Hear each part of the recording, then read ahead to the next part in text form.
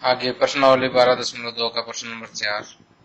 एक त्रिभुज और एक समांतर चतुर्भुज का एक ही आधार है और क्षेत्रफल भी एक ही है। यहाँ त्रिभुज की भुजाएं 26 सेंटीमीटर, 28 सेंटीमीटर और 30 सेंटीमीटर है तथा समांतर चतुर्भुज 28 सेंटीमीटर आधार पर स्थित है, तो उसकी संगत ऊंचाई ज्ञात कीजिए। देखिए, स्टेटमेंट को मैं चित्र के माध्यम से समझाता हूँ कि हमारे पास ये एक त्रिभुज है और ये एक समांतर चतुर्भुज है। दोनों का आधार एक ही है और इन दोनों का क्षेत्रफल भी समान है। समांतर चतुर्भुज और इस त्रिभुज का क्षेत्रफल भी समान है। त्रिभुज की तीनों भुजाएं दे रखी है 28 सेंटीमीटर, 26 सेंटीमीटर और 30 सेंटीमीटर, और जो कॉमन आधार है दोनों का वो 28 सेंटीमीटर वाली भुजा है। अब हमें इस समांतर चतुर्भुज की संगत ऊंचाई ज्ञात करनी है, यानी ये ऊंचाई जो है हमें ज्ञात करनी है। अब देखिए, ऊंचाई ज्ञात हम कैसे कर सकते हैं कि समांतर चतुर्भुज का क्षेत्रफल जो है समांतर चतुर्भुज का क्षेत्रफल किसके बराबर होता है?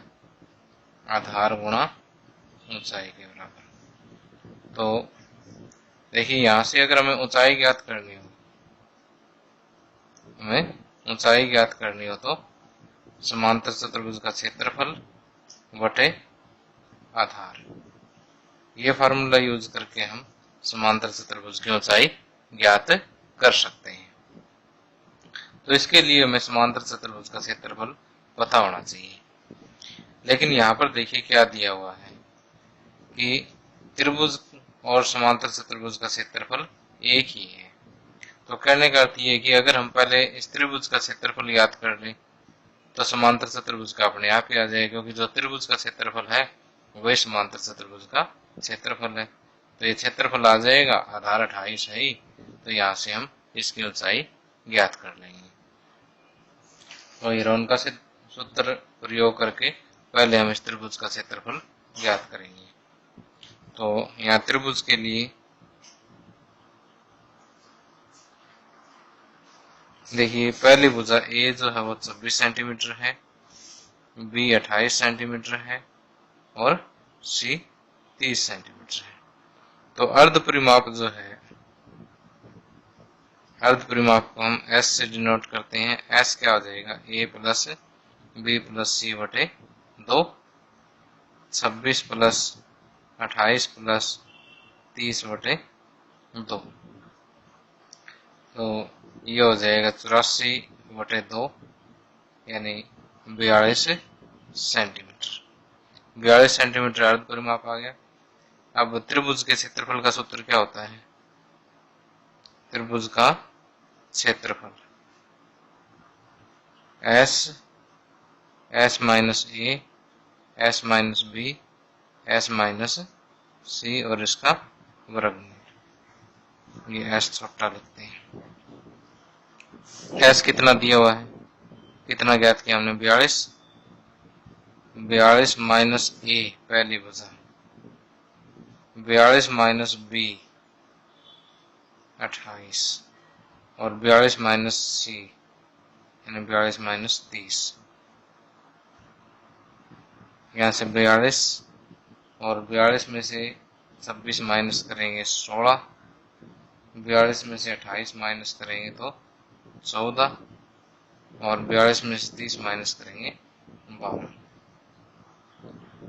तो यहाँ से देखिए, एक 14 हमारे पास पड़ा है, पेयर बनाने की कोशिश करेंगे तो 14 3 42, 16 के पेयर 4 चौके 16 बन जाएंगे, ये 14 है।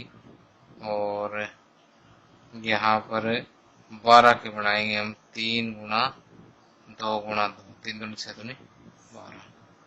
अब देखिए, वर्गमूल निकालने के लिए हम क्या करेंगे? 2 2 के पेयर बनाएंगे। 14 का पेयर बन गया तो 1 ले लेंगे, इधर 4 का बन गया तो 1 4 ले लेंगे, इधर 3 का पेयर बन गया 1 3 ले लेंगे, इधर 2 का पेयर बन गया 2 ले लेंगे। वर्गमूल हट गया क्योंकि एक पेयर का हमने एक अक्षर ले लिया ना, तो अब ये वर्गमूल बढ़ गया इसका। तो 14 चौके 56, 56 को जब हम 6 से गुणा करेंगे तो ये आएगा 336 वर्ग सेंटीमीटर जो है त्रिभुज का क्षेत्रफल आ गया। अब जो त्रिभुज का क्षेत्रफल है वही किसका क्षेत्रफल है? समांतर चतुर्भुज का क्षेत्रफल है। तो अब देखिए, ये तो मैंने रफ समझाया था आपको भी हमने करना क्या। अब देखिए यहाँ पे कि प्रश्नानुसार समांतर चतुर्भुज का क्षेत्रफल बराबर त्रिभुज का क्षेत्रफल कितना हो जाएगा? 336 वर्ग सेंटीमीटर। और समांतर चतुर्भुज का आधार, समांतर चतुर्भुज का आधार, समांतर चतुर्भुज का आधार हो गया 28 सेंटीमीटर। अब ऊंचाई हो जाएगी समांतर चतुर्भुज का क्षेत्रफल बटे आधार, समांतर चतुर्भुज का क्षेत्रफल बटे आधार। समांतर चतुर्भुज का क्षेत्रफल हो गया 336 वर्ग सेंटीमीटर और आधार 28 सेंटीमीटर है। तो ये जब हम आपस में कट करेंगे तो 12 पे कट हो जाएगा, तो ये 12 सेंटीमीटर जो है वो आंसर आ जाएगी। अतः समांतर चतुर्भुज की ऊंचाई जो है कितनी आ जाएगी? 12 सेंटीमीटर आ जाएगी। आगे प्रश्न नंबर 5, एक समचतुर्भुजाकार घास के खेत में 18 गायों के चरने के लिए घास है। यदि इस समचतुर्भुज की प्रत्येक भुजा 30 मीटर है और बड़ा विकर्ण 48 मीटर है, तो प्रत्येक गाय को चरने के लिए इस घास के खेत का कितना क्षेत्रफल प्राप्त होगा? देखिए यहाँ पर जो खेत दे रखा है किस आकार का दे रखा है? समचतुर्भुज के आकार का दिया हुआ है। इसकी प्रत्येक भुजा कितनी है? 30 मीटर है।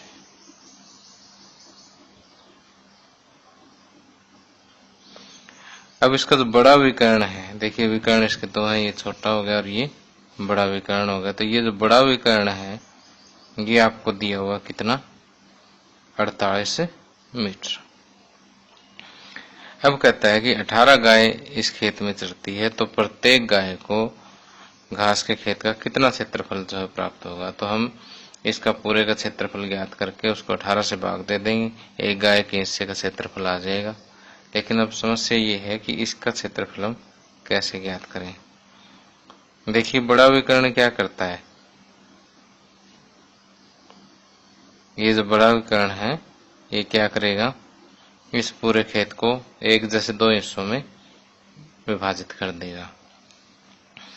तो इसमें हम क्या करेंगे कि हीरोन का सूत्र लगा करके पहले एक त्रिभुज का क्षेत्रफल ज्ञात कर लेंगे, उसको 2 से गुणा कर देंगे, पूरे समचतुर्भुज का क्षेत्रफल आ जाएगा। फिर उसको 18 से भाग कर देंगे। तो इसको नाम दे देते हैं ABCD। ठीक, तो पहले त्रिभुज ABC के लिए, त्रिभुज ABC के लिए यहाँ पर जो पहली भुजा है वो 30 मीटर, दूसरी भुजा है वो भी 30 मीटर और तीसरी भुजा है वो 48 मीटर। अब अर्ध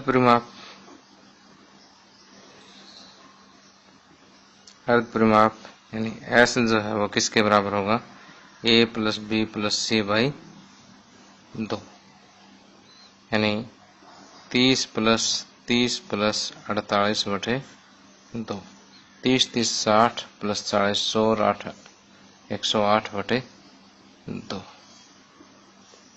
तो ये हो जाएगा 54 मीटर।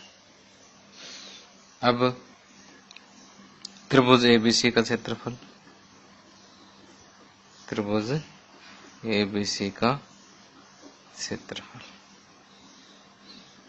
बराबर एरोन का सूत्र लगा दीजिए, S गुणा S माइनस ए गुणा S माइनस बी गुणा S माइनस सी। तो S आपने यहाँ निकाल ही लिया, कितना है 54, ब्रैकेट शुरू 54 माइनस ए करेंगे 30, फिर 54 माइनस फिर से 30 और फिर 54 माइनस सी कितना है 48, और फिर इसका वर्गमूल कर देंगे। तो 54 गुणा में 54 माइनस 30 ये हो गया 24, और इधर से ये भी 24 और 54 माइनस 48, 14 में से 8 गए 6। तो अब देखिए 54 को लिख देंगे 9 6 के 54, 9 के फिर बना देंगे 3 गुणा 3 गुणा 6, 24 गुणा 24 और ये बड़ा 6। तो यहाँ देखिए मैंने क्या किया, 54 को लिखा 3 3 9 6 के 54। अब 24 24 ऑलरेडी पेयर में पड़ी है, ये 6 मैंने इसलिए बनाया ताकि इस 6 के साथ जोड़ा बन जाए, और ये 3 3 का जोड़ा हमने यहाँ बना लिया है। तो जब वर्गमूल करेंगे तो एक जोड़े का एक अंक लेंगे, 3 का जोड़ा तो 3 लेंगे, 6 का जोड़ा तो 6 लेंगे, 24 का जोड़ा तो 24 लेंगे। अब वर्गमूल लगाने की जरूरत नहीं है क्योंकि वर्गमूल हो गया इसका। अब जब इसकी गुणा करेंगे तो ये आएगा 6 3 18, 18 को 24 से गुणा करेंगे तो ये आएगा 432। अब क्योंकि क्षेत्रफल है तो वर्ग मीटर में आएगा। ठीक, तो ये आ गया एक त्रिभुज का क्षेत्रफल। अब चतुर्भुज का क्षेत्रफल, चतुर्भुज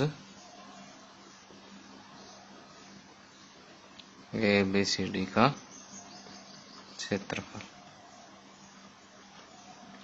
ये क्या होगा, त्रिभुज का, एक त्रिभुज का डबल हो जाएगा, 2 गुणा त्रिभुज ABC का क्षेत्रफल। तो 2 गुणा 432, तो ये आ जाएगा 864 वर्ग मीटर। कितना आ जाएगा, 864 वर्ग मीटर आ जाएगा पूरे खेत का क्षेत्रफल। अब 18 गायों के चरने के लिए उपलब्ध क्षेत्रफल ये है, रेख का हम निकाल लेंगे। 18 गायों के चरने के लिए क्षेत्रफल बराबर है 864 वर्ग मीटर। एक गाय के लिए हो जाएगा 864/18 वर्ग मीटर, और जब इसको भाग देंगे तो ये आएगा 48 वर्ग मीटर। 1872 और ठीक, तो ये 48 वर्ग मीटर का आंसर हमें प्राप्त हो जाता है।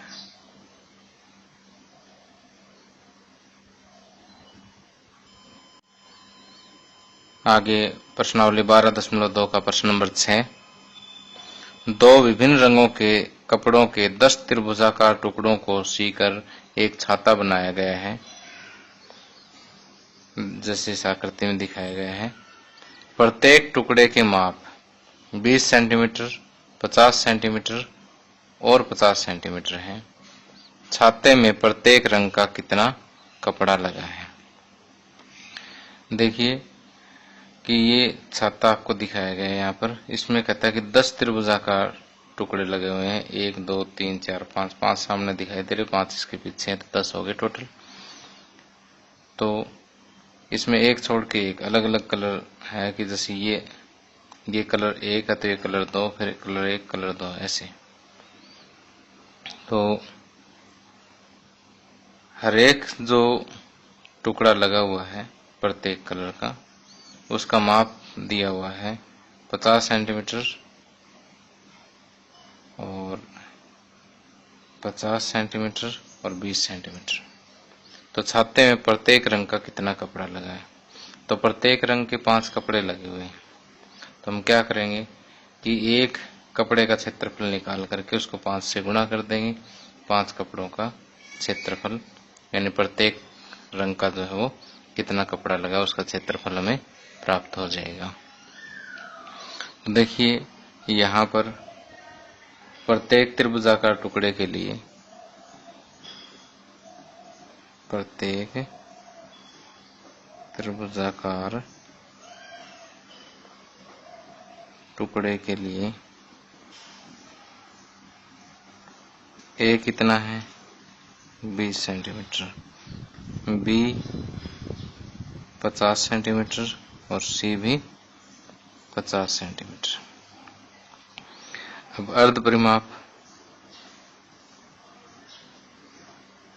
परिमाप एस जो है वो क्या हो जाएगा ए प्लस बी प्लस सी बटे 2, 20 प्लस 50 प्लस 50 बटे 2, 50 प्लस 50 100 प्लस 20 120, 120 बटे 2, 60 सेंटीमीटर जो है वो अर्ध परिमाप आ जाता है।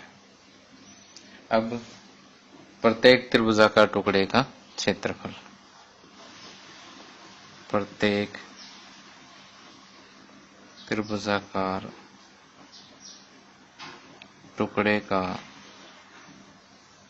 क्षेत्रफल क्या हो जाएगा एस गुणा एस माइनस ए गुणा एस माइनस बी गुणा एस माइनस सी।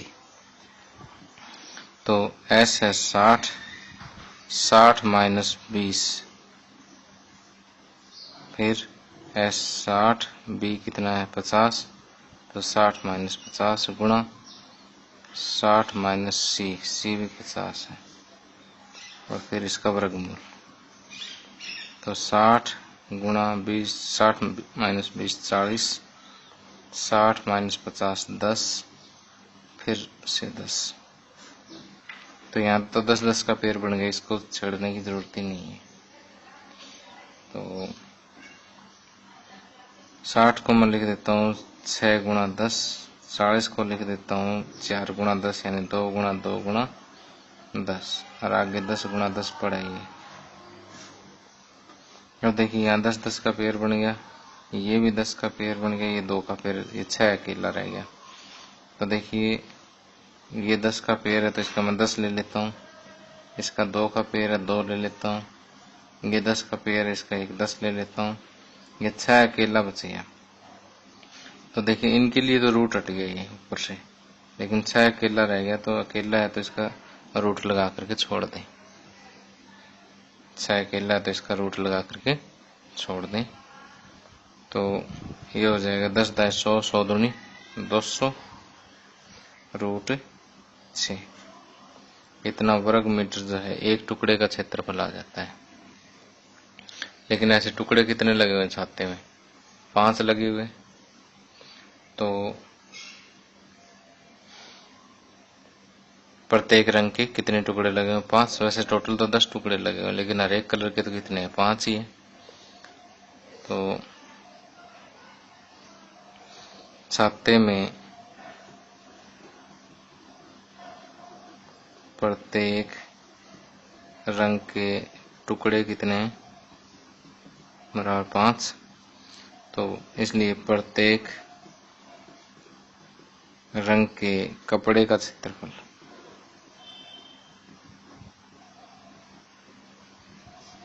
प्रत्येक रंग के कपड़े का क्षेत्रफल क्या हो जाएगा 5 गुणा एक कपड़े का क्षेत्रफल या एक टुकड़े का क्षेत्रफल, सॉरी एक टुकड़े का क्षेत्रफल। 5 गुणा एक टुकड़े का क्षेत्रफल कितना है 200 रूट 6। अब 5 दूने 10 1000 रूट 6 वर्ग मीटर जो है प्रत्येक रंग के कपड़े का क्षेत्रफल आ जाता है। आगे प्रश्न नंबर 7। एक पतंग 3 भिन्न भिन्न शेडों के कागजों से बनी है। इन्हें आकृति में 1, 2 व 3 से दर्शाया गया है। देखिए ये पतंग है और इसके 3 भाग दर्शाए गए हैं। ये पहला भाग है, ये दूसरा भाग है और ये तीसरा भाग जो है। पतंग का ऊपरी भाग 32 सेंटीमीटर विकर्ण वाला पतंग का ऊपरी भाग 32 सेंटीमीटर विकर्ण का एक वर्ग है। ये जो ऊपर का जो भाग है ये 32 सेंटीमीटर विकर्ण वाला, यानी विकर्ण ये होता है, इधर से ये भी एक विकर्ण है, ये भी एक विकर्ण है, और वर्ग के दोनों विकर्ण बराबर होते हैं, कोई भी ले लो वैसे। 32 सेंटीमीटर का एक विकर्ण है ये। और निचला भाग 6 सेंटीमीटर, 6 सेंटीमीटर, 8 सेंटीमीटर भुजाओं का एक समद्विबाहु त्रिभुज है। और ये जो निचला भाग है ये 8 सेंटीमीटर, 6 सेंटीमीटर और 6 सेंटीमीटर भुजाओं का एक समद्विबाहु त्रिभुज है।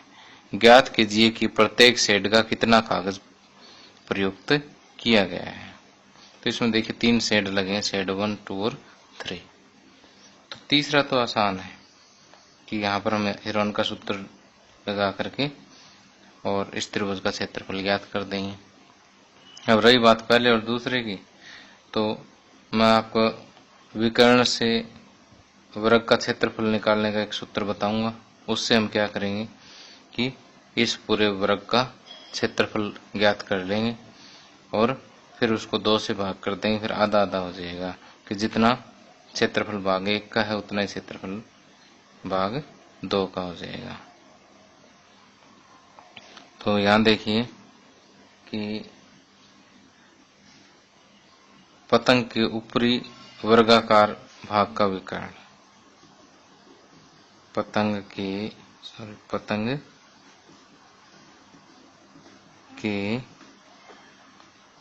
ऊपरी वर्गाकार भाग का विकर्ण कितना दिया हुआ है? 32 सेंटीमीटर। और वर्ग का क्षेत्रफल का एक सूत्र होता है 1/2 गुणा विकर्ण का वर्ग। आप ये सूत्र यहाँ लगा सकते हो कि 1/2 विकर्ण कितना 32 का वर्ग करेंगे तो 32 को एक बार फिर से गुणा करना पड़ेगा, इतना वर्ग सेंटीमीटर जो है इसका क्षेत्रफल आ जाएगा। तो 2 1 2, 16 दूनी 32, 16 और 32 की जब हम गुणा करेंगे तो ये आएगा 512 वर्ग सेंटीमीटर। तो छायांकित भाग 1 का क्षेत्रफल और 2 का क्षेत्रफल बराबर है, तो इसका मतलब ये दोनों क्षेत्रफल इसके आधे आधे हो जाएंगे। तो भाग 1 का क्षेत्रफल बराबर भाग 2 का क्षेत्रफल, जो क्या हो जाएगा वर्गाकार भाग के क्षेत्रफल का आधा, वर्गाकार भाग का क्षेत्रफल बटे 2, यानी 512/2, ये आ जाएगा 256 वर्ग सेंटीमीटर। बस इसको काट लेना, 2 1 2, 2 दूनी 4, 2 5 10, 2 6 12, यही आना है। अब देखिए कि भाग 1 और भाग 2 का फैसला तो हो गया, भाग 3 के लिए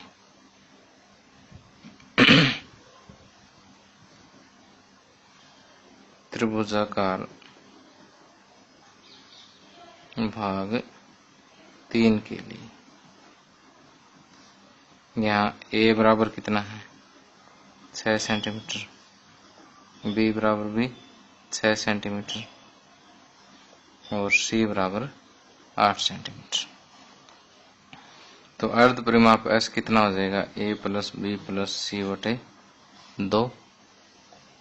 तो ये हो जाएगा 6 प्लस 6 प्लस 8 बटे 2, 6 और 6 12 8 20, 20 बटे 2 कितना हो गया 10 सेंटीमीटर।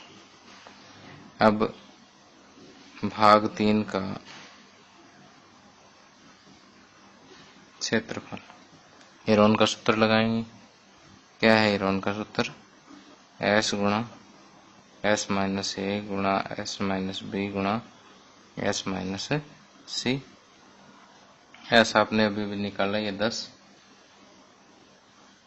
गुणा 10 माइनस ए यानी 10 माइनस 6, फिर 10 माइनस बी, बी भी 6 है, फिर 10 माइनस सी, सी 8 है। इसका करेंगे वर्गमूल। उसके बाद ये हो जाएगा 10 गुणा 10 में से 6 4, 10 में से 6 4 और 10 में से 8 2। तो ये 4 का पेयर बन गया और इधर 10, इधर 2 के साथ बनाऊंगा तो मैं 10 को लिखूंगा 5 गुणा 2, 4 गुणा 4 गुणा 2। अब देखिए यहाँ पर 4 का पेयर बन गया, 2 का बन गया और 5 अकेला रहेगा, 5 अकेला रहेगा तो इसका वर्गमूल लगा दीजिए। तो ये आ जाएगा 4 5 20, 20√5। ठीक है, 20√5 वर्ग सेंटीमीटर।